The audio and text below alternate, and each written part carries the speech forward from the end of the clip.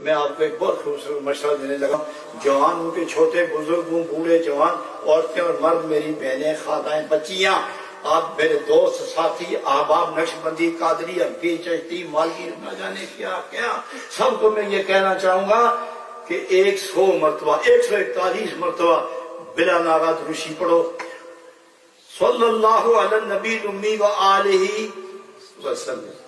دوسری بات کتنا پڑھنا ہے؟ 141 بار، اور اس کے بعد سورۃ اخلاص پڑھو 111 بار۔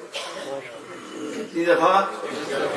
11 بار پڑھ کے سینے پر پھونکو، اور جب سونا چاہو اس وقت پڑھو، پڑھ کے سینے پر پھونکو، بازو پر پھونکو، اور مدینہ شریف کی طرف رخ کر کے لیٹ جاؤ۔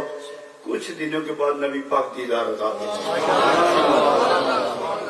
کچھ دنوں کے اندر نبی پاک اپنا دیدار عطا فرما دیں گے۔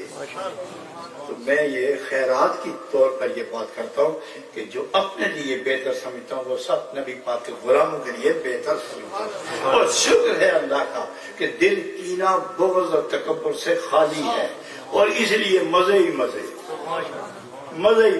یہی سبق میں آپ کو بھی دے رہا ہوں، یہی سبق آپ کو دے رہا ہوں، اس کی طرف چلے۔